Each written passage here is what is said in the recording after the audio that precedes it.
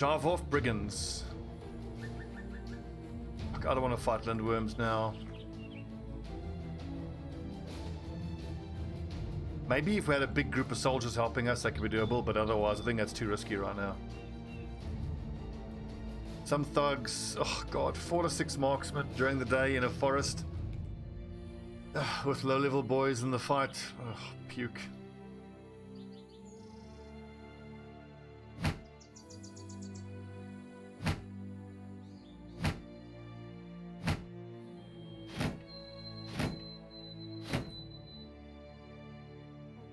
We'll just have to be careful with the low-level boys. Because they're low enough level that they could take a single crossbow shot to the face and die. Luckily, I'm seeing just a bunch of short bows and only one crossbow, which is actually the small one. What's up, Narula? Are these nerds going to come towards us? They don't seem to be sure. Strange.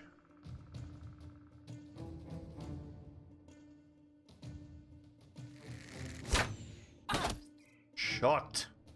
In the fucking face, no less. Okay, stand your ground. We can outshoot these boys.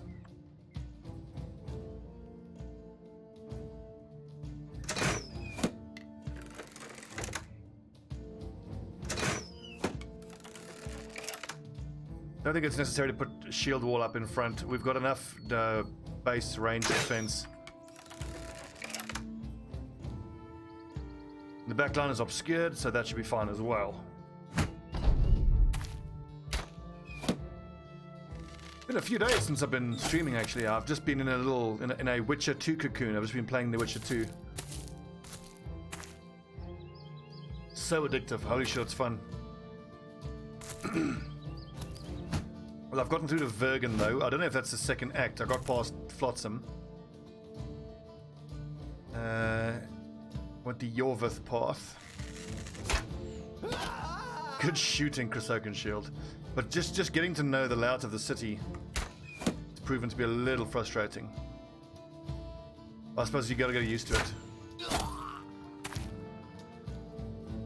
Honestly, lads, just stay put. There's no point really in going forward.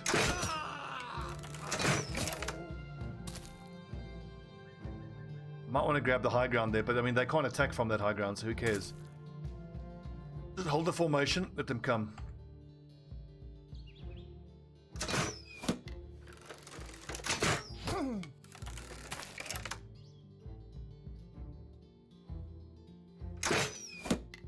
That lad's gonna have a bad time standing there in crossbow range.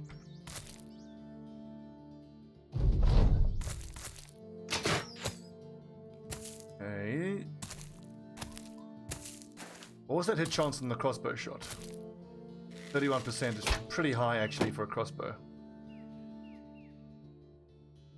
But he should be hittable in the next turn. He's in range of Rymar.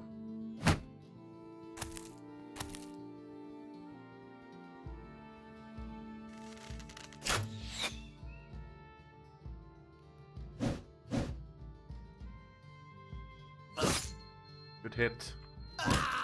More good hits. Is this not the time to go forward, catch them on the high ground there? It probably is actually. Ruskar can get up there.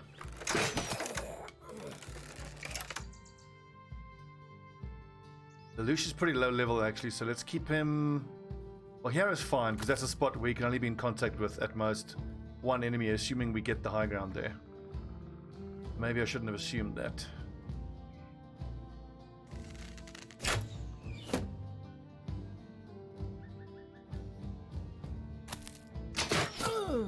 Shot Lodorak.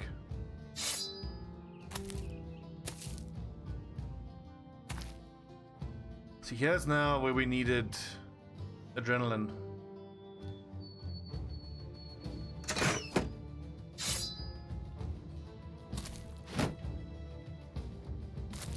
Get in there, boys.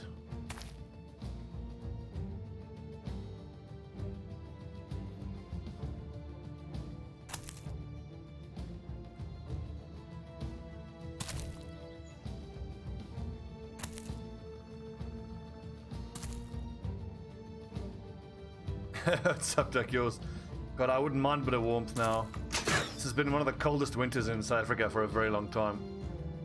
I think it's like 8 degrees outside right now, which is fucking freezing for South Africa.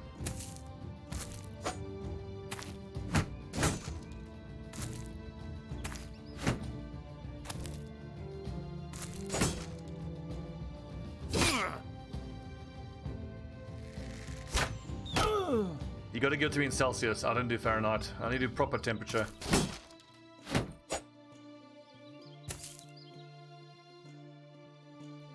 Yep, no wind. It's pretty typical for us here in what we call the high veld in South Africa. The northern part. Just choppy chop. Shots. 29. That's nothing, dude. It's not even 30 degrees. I mean, that's uncomfortable, surely, but, you know. I suppose it's just worse for you lads, because your houses are built to be warm. It's the same thing here, why winter feels so bad for us here. Because the houses are just built to be cool. So we feel it so much worse.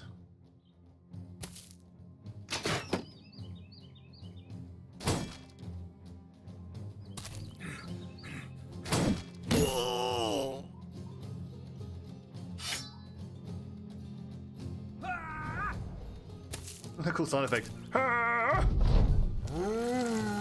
Oh, I forgot it's Undead Crisis, so we gotta deal with this shit now. Well, that actually helped us. Well, I mean, with global warming and everything, we just gotta get used to it. I mean, the winters are gonna keep getting colder, summer's gonna keep getting hotter, and it's not gonna stop anytime soon.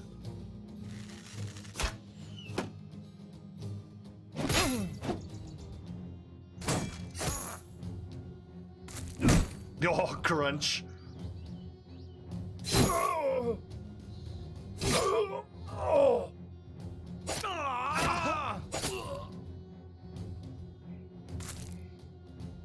Throwing weapon? I don't think it matters on Chris Oakenshield. Get in there, lads. You can get them. And where are you, Nerula? Are you also in Europe? Oh, almost a triple kill there for Sealand.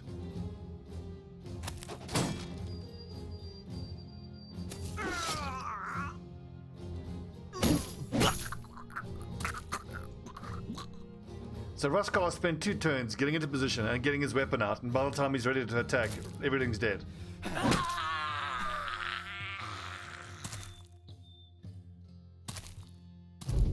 But that will happen when I get his build as wrong as I did. Oh well. I do wish there was an easier way to respec your brothers. I mean, I'm familiar with the Potion of Oblivion, but it's like one of every crafting component. It's super difficult to get your hands on. I think you actually need Kraken parts as well. Okay, let them go, lads. We don't need to keep farming.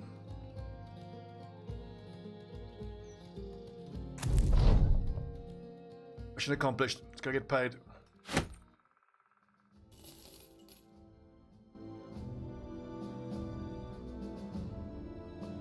I believe there is, Duck Yours. I mean, unless Griff comes in and confirms that we're not doing a session this evening. But if we're not, I'll just stream some Blood Bowl.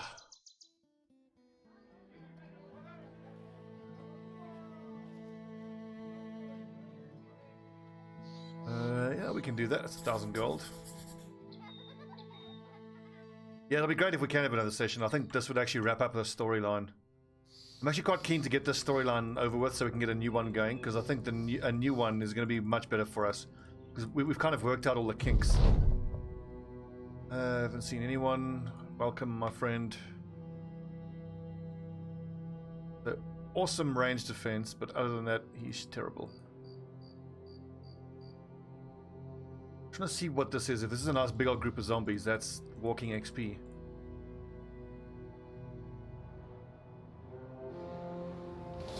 Necrosavants, and what are they fighting?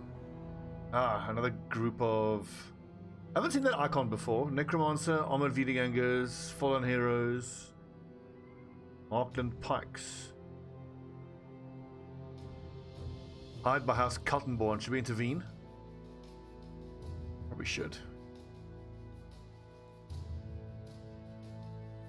Quickly, before our allies get cut to pieces. There are necro savants, which is scary, but we've got a big old group of lads, and there are some allies here that are going to help us. And by help us, I mean keep the monsters busy while we take out that necromancer.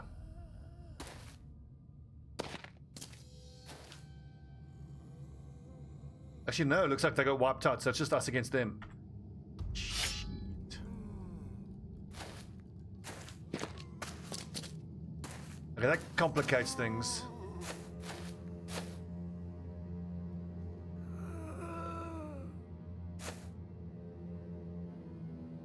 I feel like my objective should be just to surround my archers so they can't be caught in melee range. It's gonna be really hard though.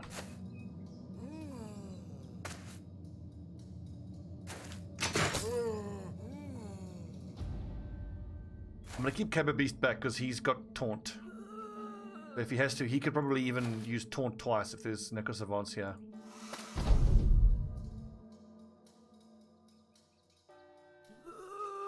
Silius Sodus. Get ready to start smashing. Hold. Oh, 71%. Get him! 71 and he fucked it up. Great shot. Okay, good. So one more. This ought to do it. You can't see him? Really? Fuck.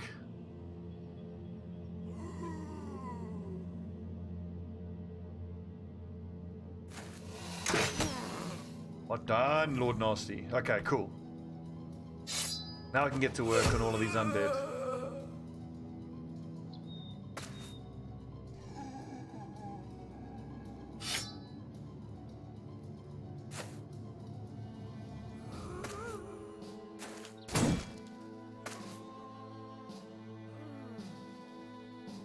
I certainly want to Lelouch the Eye to be somewhere near the middle of the formation so you can just react to where these necro savants are going to go. Because the necros are, as you might imagine, the biggest issue that we're going to have to face. Yeah. I didn't change the shields back either. Shit.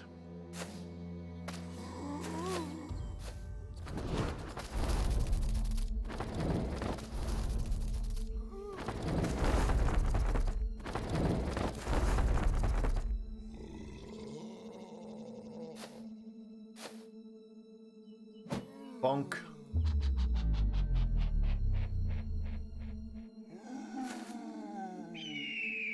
We're dealing with for now. I kind of got to keep George Warhammer back. The problem is you run around and you try to address these necro savants that just TP around the back. Super annoying.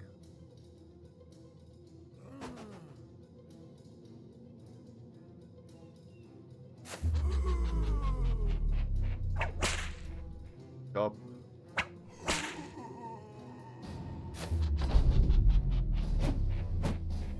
Okay, 59%, double miss. Fuck is impossible to hit.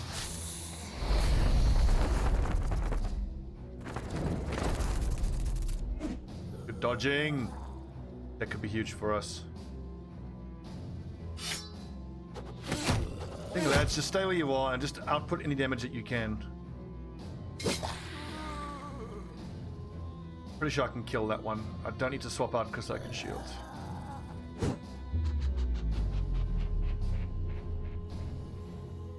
Let them come forward. Fucking hell, 39%. I forgot how low accuracy those bows are.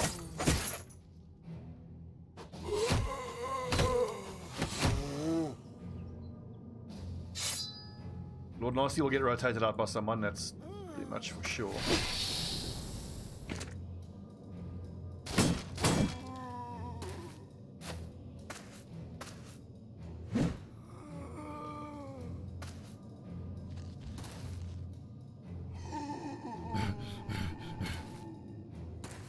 I really shouldn't have made Lelouch a torturer. He just doesn't have the fatigue for it.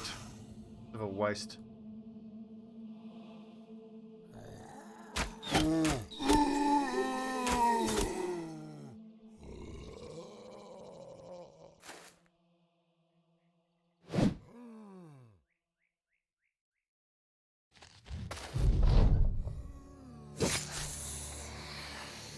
Okay, you need to dodge these 2 hits here. Good lad.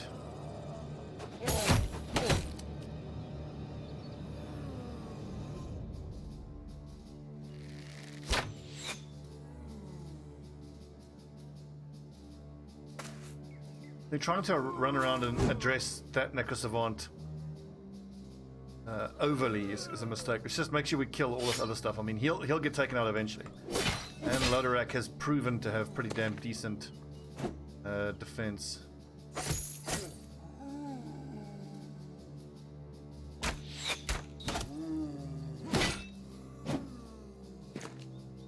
Although I am going to swap George Warhammer with Lodorak, which just gets Lodorak to the center of the formation here where the lads are on the brink of panicking a little.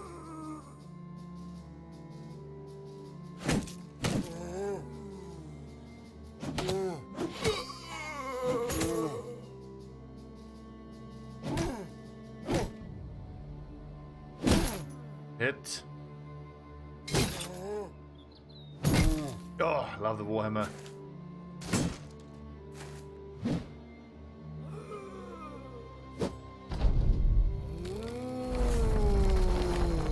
Going for an archer, not surprising. Now I've got to address this dude.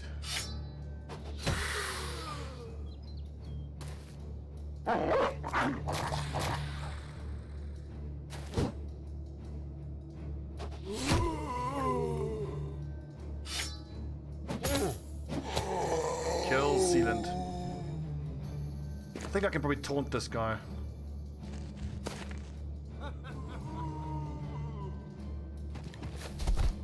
And that should stop him from teleporting away on the next turn.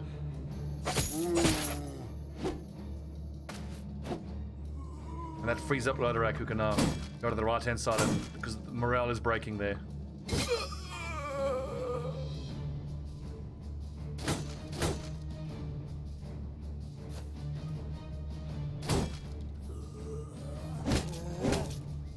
Awful lot of misses, lads.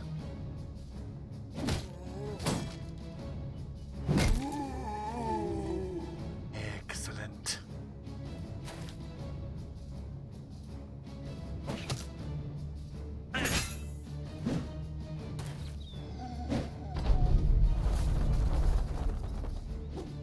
Okay, so taunting doesn't preclude the Necro Savant from moving. That's interesting.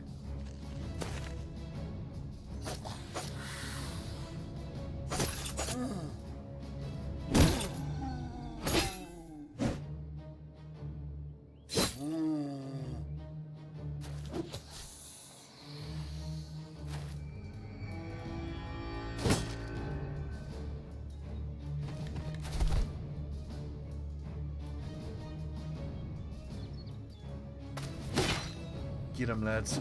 One more hit. Excellent.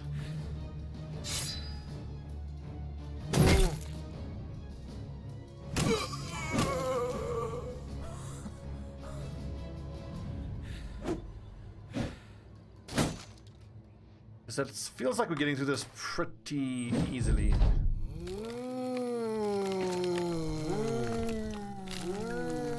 And this is good XP. And the vampire dust, good for us as well.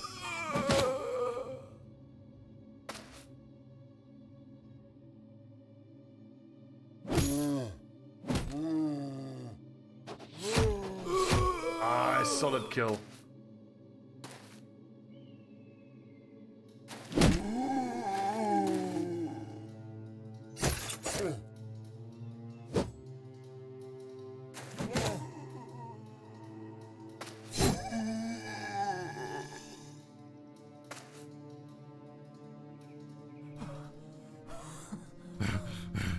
Great that I have recover on most of the lads now. It's definitely needed.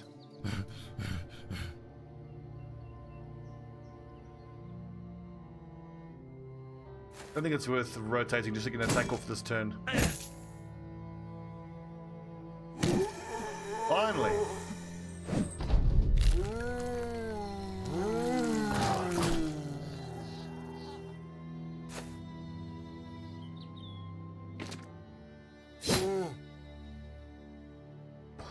coffee.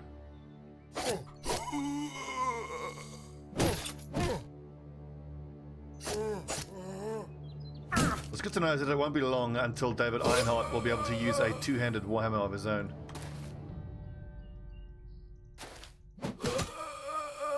These throwing weapons. What's up, Ruffle? Oh!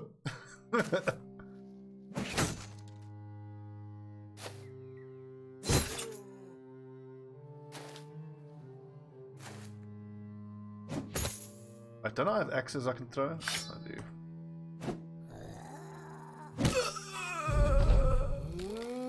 Creeper Jack. I don't think I actually took recover on Creeper Jack. I messed up his leveling as well.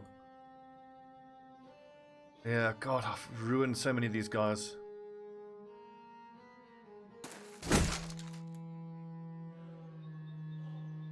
I can't take him like that. Oh, do us a favor. Classic scene.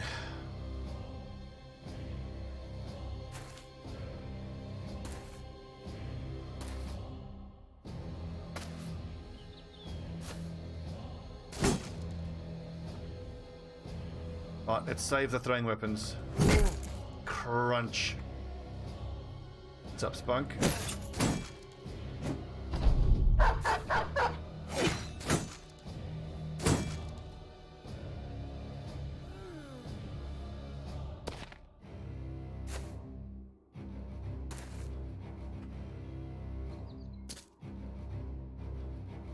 I tell you what, I've been practicing the Northern Raider start, which is definitely the start that I want to do next. But like I said, it's going to take probably a few months worth of play still of this group until we've done everything we wanted to.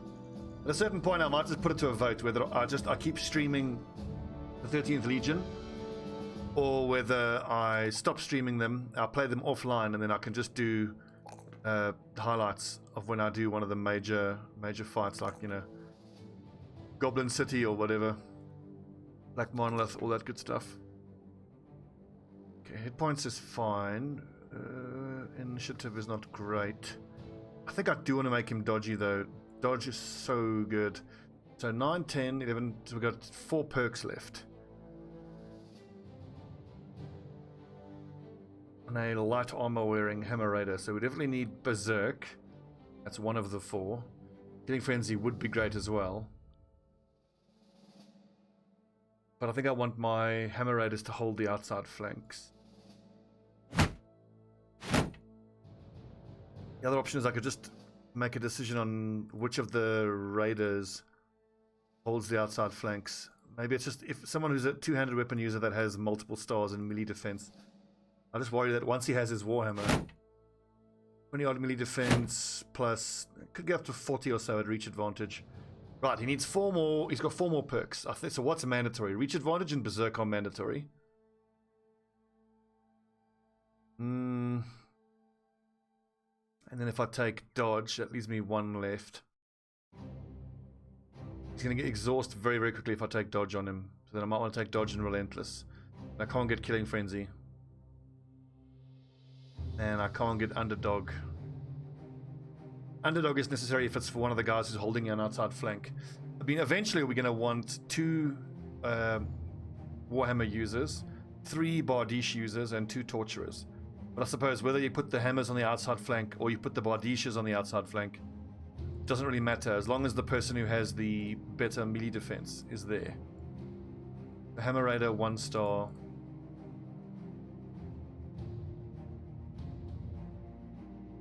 Maybe what we do is we do Axe Raider, and then Hammer and Hammer on the inside flanks.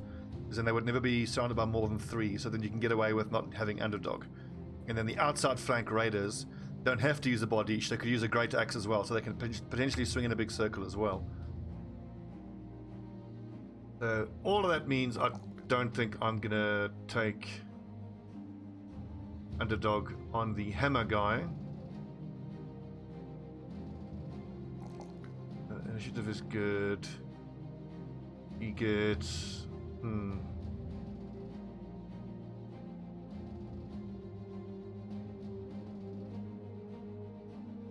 It is indeed the challenge of a 60-man squad, but you just got to decide. Actually, I want my axe raiders to have higher initiative than my hammer raiders, because the axe weapons need to have the highest initiative because they can attack before their brothers, so they can break the shields before these slower brothers then follow up.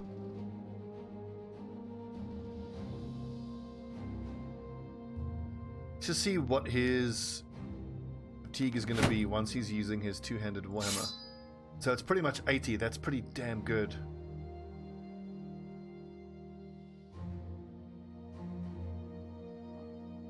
Reach advantage, berserk, dodge, and relentless. I mean, if you're going to have fatigue and initiative at around about 80, that gives you 15% of 80 is 12. Extra 12 melee and range defense.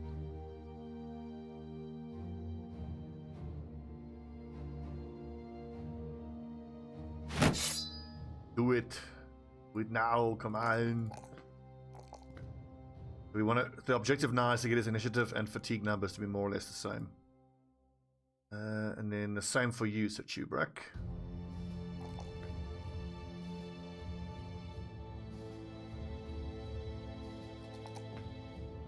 Although I will take melee defense unless I roll just a 1, but I think actually a 2 is the lowest you can melee defense 1 star, a 2 or a 3. So he's rolled a 2 there. Arguably I shouldn't take that then.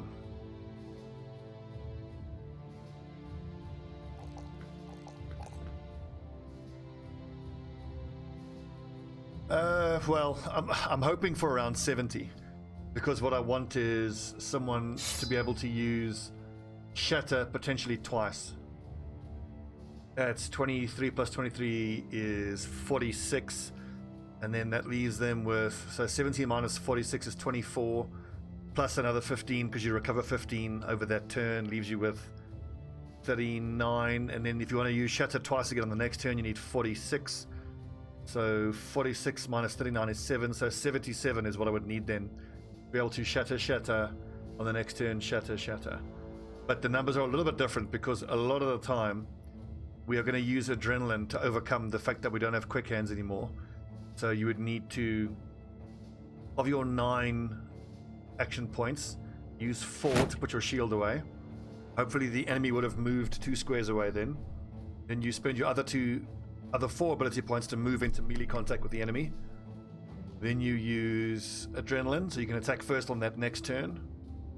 So 2 steps forward plus adrenaline. Adrenaline is 20 fatigue and 2 fatigue for 2 squares moved, so it's 24 minus 15, 9. That's 77 plus 9. So ideally you would want 86, because if you have 86 fatigue, that allows you to move 2 squares forward, assuming you're on flat grass, use adrenaline, and then be able to proc shatter twice. And then the idea is, if we get all of these frontline guys using two-handed weapons, stepping forward, proccing adrenaline, bam, within those first 2 turns, there's very few enemies then that should be, you know, by that case, the fight should be over. And that has proven to be the case in my experimentation with my offline campaign, where I'm using the Northern Raiders. Like 90% of the fights are over by turn 2, just because you move forward. Every single person, all 12 of them have adrenaline, except for the 2 archers actually. So all the melee fighters, you just move in, hit them on turn 1 if you can, adrenaline, a full round of attacks on turn 2, and then most of what you're fighting has broken or is dead. Shock and awe indeed. In the longer fights, it gets a bit more challenging though, because obviously, you know, the enemies can handle those few hits.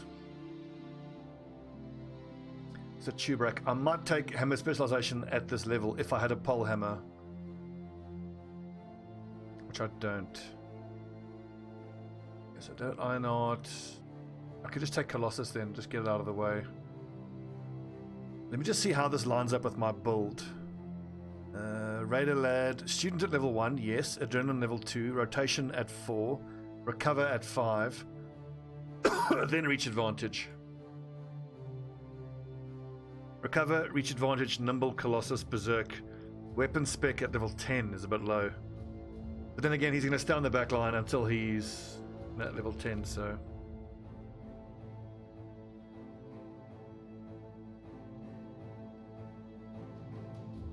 where's my archer? Student fast adaptation. I don't actually need it. I can make a change. I don't think I need fast adaptation for any archer build, really. Okay, then quick hands. Yes, we've got. Bow mastery. Yes. Anticipation or overwhelm, depending on their stats at level 6. Footwork we've got. Berserk we've got. Recover he does need. Bags and belts. Then executioner. So a part of me wants to go for the hybrid archer build where they actually take ranged weapon, throwing weapon specialization, but I want to build pure archers. So we go for recover, I reckon.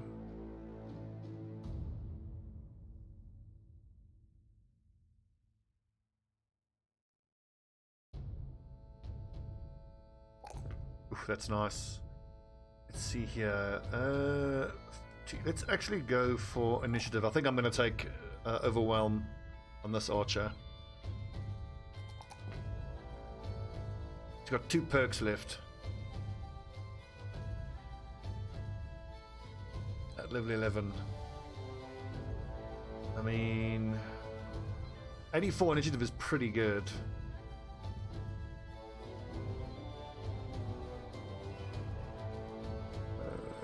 Student. Bullseye. That's what I've left out of my build here. Bullseye at level 3. Because of course an archer needs bullseye. That's mandatory. Okay, so we go student, bullseye, quick hands, bow mastery. At 6 you take anticipation or overwhelm depending on their stats. I've taken anticipation. Then you take footwork. Then you take nimble. Then you take berserk. Then you take recover. Then at 11 you take bags and belts. Then you take executioner or throwing weapon.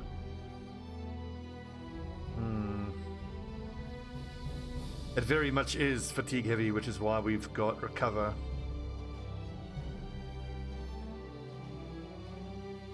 I think, should we go for the debuff build or the full damage build? I'm kind of tempted to go full damage.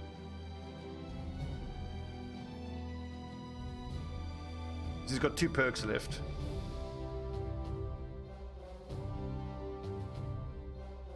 Killing Frenzy and Executioner. Fearsome is not needed. With 20 range defense and anticipation, he's fine against enemy archers. Fuck it, let's go full damage. Executioner. Yeah, damage every time. You agree. The only thing is, I think you could actually make an argument for Killing Frenzy and Throwing Mastery, because then he's more versatile. He's going to have less damage some of the time, but he'll have more damage more of the time. The thing is, Executioner is great against organic targets, and his most important job is to kill enemy archers. But the thing is, if you take Executioner, that's a wasted perk against undead. Yeah, Overwhelm is nice. But I mean, I love throwing weapons so much. Okay, this is huge now. Okay, hang on. So you're now going to see the true power of throwing weapons with Lord Nasty. He's going to have Executioner. And probably even crippling strikes. I'm telling you, man, we're going to do so much fucking damage with this guy. His comparatively low range skill is offset then by the fact that he's using throwing weapons. Let's see, have I written down a ninja build? Yes. Student? Yes. Quick hands? Yes. Executioner at 4 I don't think is worth it. Executioner at level 4 now. I want recover at level 4. Throwing weapons at 5, footwork at 6, nimble at 7, berserk at 8. Not recover at 9. We'll take bags and belts at 9. Killing Frenzy at 10.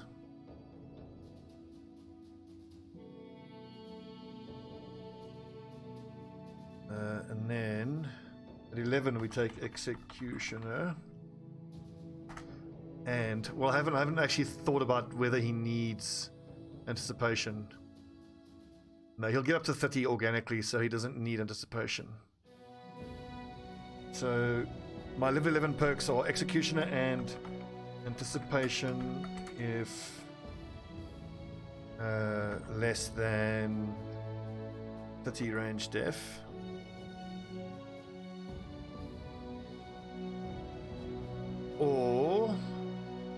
Headhunter is tempting. But no, hang on, I'm forgetting something here. Killing Frenzy, Executioner, Crippling Strikes to help proc Executioner. At 11, yes, I like that. The Lord Nasty, let's just go over with my build here. I've got Student, I got Quick Hands, I got Recover, I got Throwing Weapons, I got Footwork, I got Nimble, I got Berserk, I got Bags and Belts. I don't have Executioner, I do have Killing Frenzy at 10, sorry. So I need Executioner and Crippling Strikes. The main thing is Bags and Belts and Quick Hands on a ninja. Okay, we are gonna see some stupendous damage numbers on this dude. Oh sweet, Brave is wonderful. 79 and 70. I think I'm gonna take the +3 just to get his hit points up to 60. 60 is borderline scary low. Oh, that's right, Duelist. I totally forgot about Duelist. So the thing is, though, let me put it this way. So Duelist for me, though, is kind of niche because it only actually does anything against armored opponents. When you are attacking an unarmored target, Duelist is a dead perk. And as good as it is, let's think Lord Nasty when he's throwing his heavy throwing axes at, let's say, an Orc Warrior. He's going to be doing 35 to 55, no, 40 to 63 to armor, plus 40%, so damn near 100 armor damage. Well, less because of Battle Forged. But the thing is, then 0 to 16 can ignore armor. If you add extra 25 to that, it's not that much. And I mean, he'll strip away the armor so quick. It's like 2 or 3 hits. Yeah, like Duelist is okay some of the time, but I feel like this build, we're going to get more out of it more often. But then again, the counter argument is Executioner does nothing against undead, so it's either or. I want to go for Executioner because this combo, Executioner and Killing Frenzy, is, I believe, what will get us over 150 damage in Axe. I'm pretty sure that if we roll max, so 55 damage, plus 40%, plus 25, plus 20, so 45 plus 40 is 95 damage. I'm sure my maths are a little bit wrong, but I remember seeing, so Sealand with these javelins has done 120 damage before, and that is without Killing Frenzy or Executioner. But we'll see.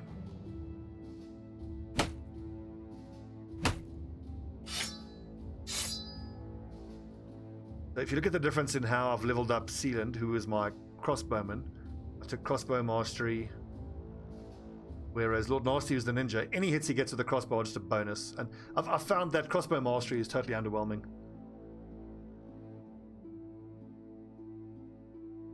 I mean, it is nice. You do more damage straight through armor, but I mean, the difference between 50%, because it's already got 50% armor ignore.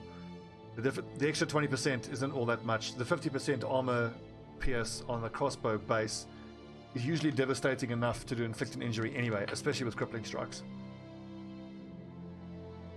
And I ended up taking Gifted on him. I really shouldn't have taken Gifted. That was such a waste. So see here, we've got Executioner and we've got Killing Frenzy. Okay, theory crafting over. Let's get back to it.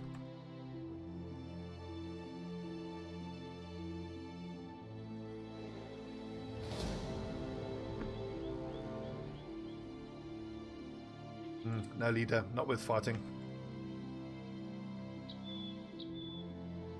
They should leave us alone. See, band of undead moaning and groaning. It's just straight undead. So we can go, max damage here. I can even get Umberman into this fight. I thought I had a spare two-handed mace. Do not.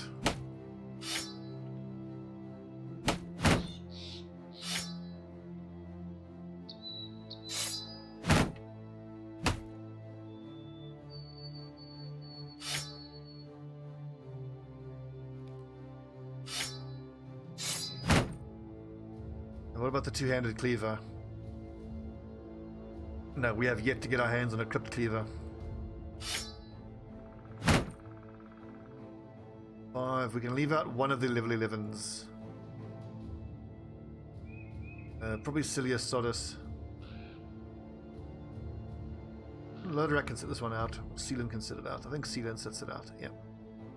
Then Umberman, just shoot a crossbow once a turn.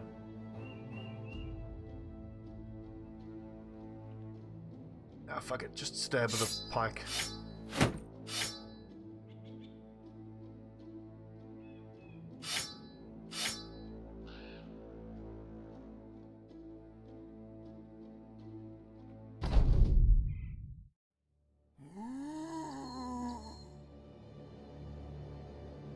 That makes a lot of sense, Spunkmire, having your quicker guys get overwhelmed.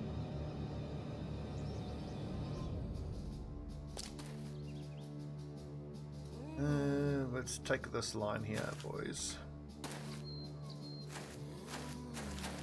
And I think once I have my Northern Raider build, almost everyone can actually take overwhelm.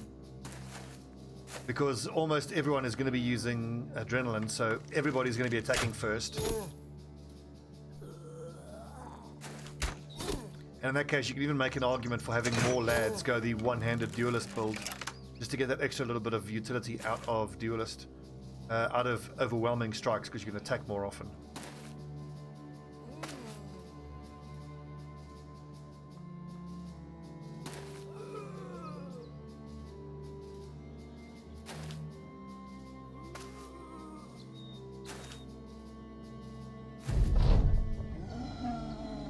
Hunting enemies, it's a fair amount, but this should be a comparatively easy fight for us.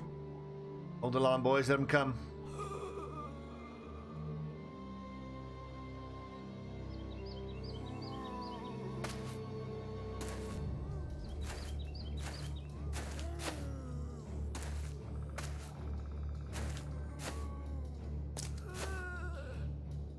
Hold.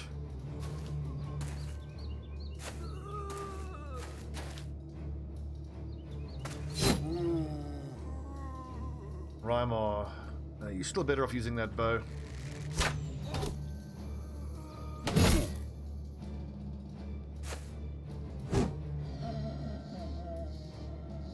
Except here we can throwing weapon.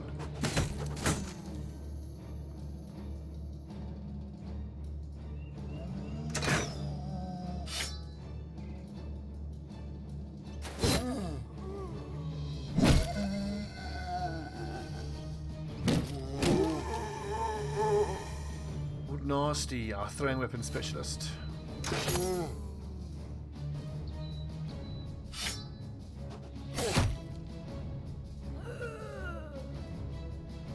Horst is one of the low-level boys. Silius Sodus will rotate you out in the next turn. Oh, devastating.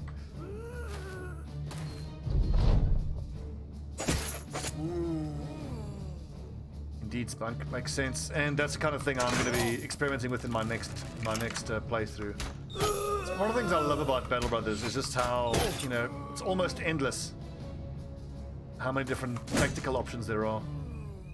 Indeed, that hammer is fucking incredible. It's by far the best weapon I've ever gotten in the game.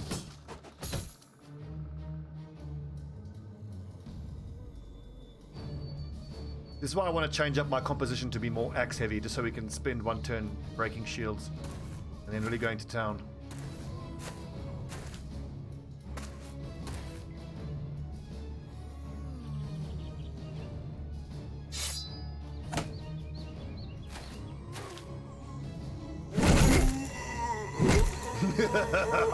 Yes!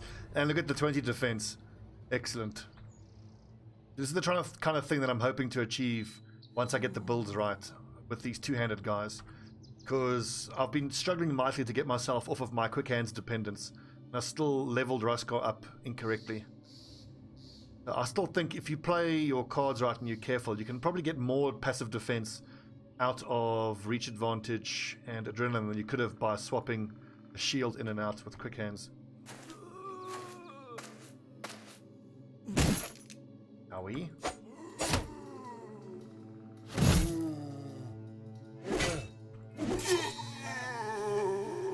What's up, Martin? Oh yeah. Stop. Hammer time. Oh shit, we got some low-level lads in contact.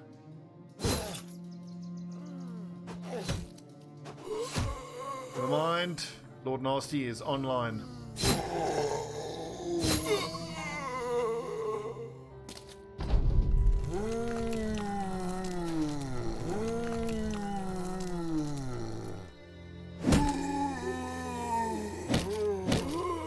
It's like numbers-wise, I know that the Warhammer is a better weapon than the two-handed mace in a lot of situations, but I love the two-handed maces. A build that I've been considering and that I think I would put into practice once I get another cultist run going, which is a full debuff build. So everybody uses one-handed or two-handed maces, and the archers all have overwhelm. And we can maybe use berserk as well. So then theoretically you should be able to debuff and overwhelm the entire enemy group or enemy squad that you're fighting. So think about it, if your entire front line has two-handed maces, you can reduce the damage and the initiative of the front line by 30% as long as you hit them with that dazed effect. This Warhammer is fucking incredible. Let's look at those numbers. Although it doesn't give you the numbers if you just kill outright. Are we? Sinks, break shield.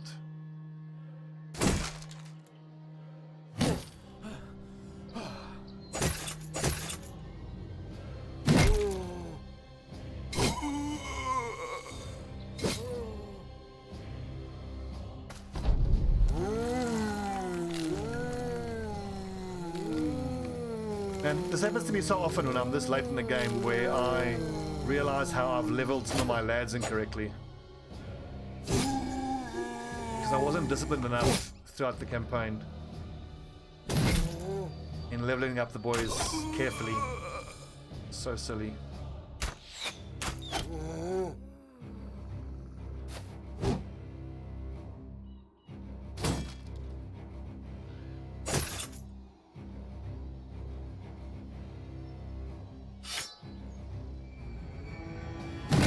Oh, crunch.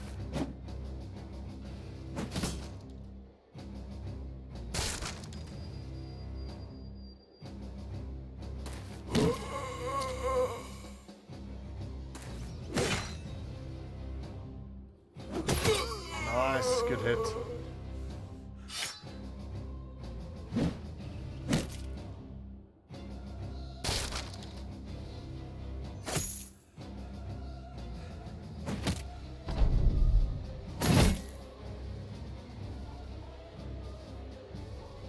Yes, the Potion of Oblivion.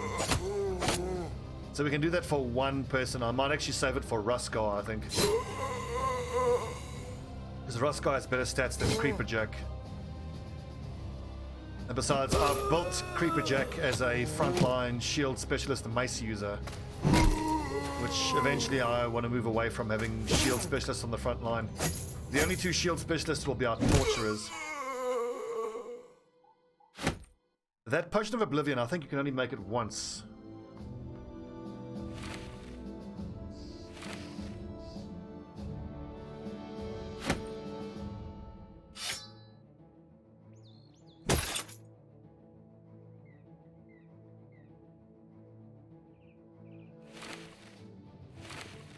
They're carrying loads and loads and loads of money here. Straw hat, what a piece of shit.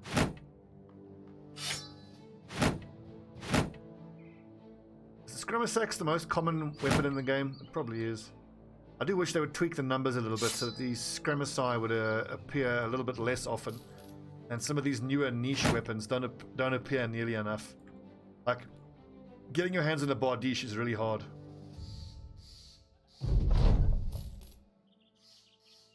I suppose in-game it kind of makes sense because those are quote-unquote exotic and rare weapons.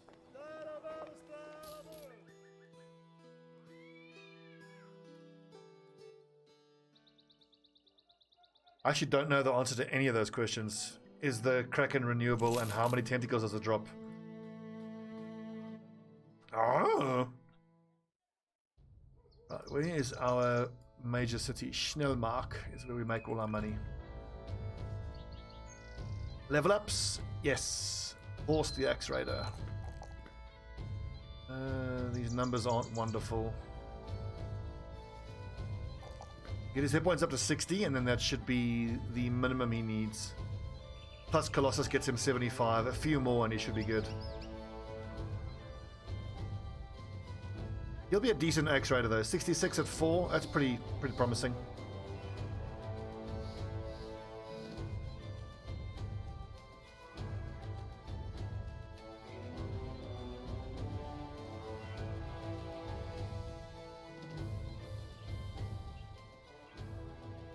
So right now we are in a find loads of tools and food phase because we need to go exploring again, find more legendary locations.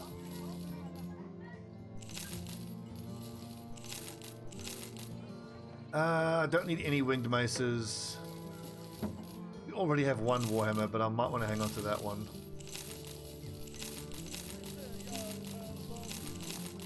Look at our collection of fighting axes. 6 fighting axes.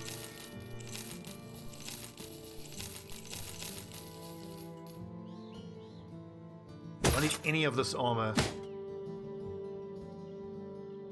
Wait, did I just... Okay, good. For a second I thought I misclicked.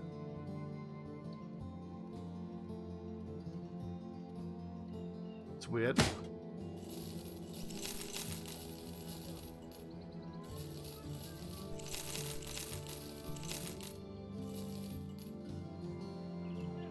Cash money! The rich boys! Fucking rich.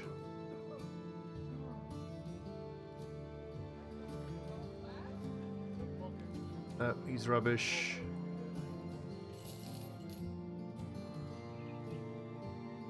It's 3 stars, but he would need a star in melee skill. Ooh. Melee defense, fatigue. Superstitious sucks. No. No. It is great to be in a position where I can afford to be this ridiculously picky about recruits.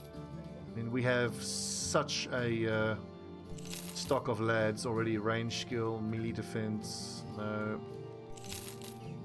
Melee skill. Fearless is nice. Clubfooted sucks. We'll see what he rolls on his base stats. No, that's too low.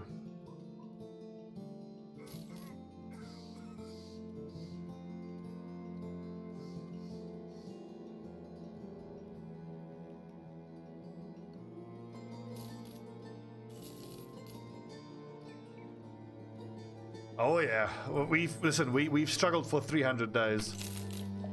We can afford to be this picky now, finally. Goblins, 2,260. It's not even that much to fight goblins. And it's like these lads, Lelouch and David Einhart, are going to struggle against goblins. That's not worth it. I'd need to be paid at least 3,000. This is so much easier. Drive off brigands for 1,600. Deliver cargo. There's another solid 2,000 gold there for us. How about a drink, boys? Let's have a drink. Cheers.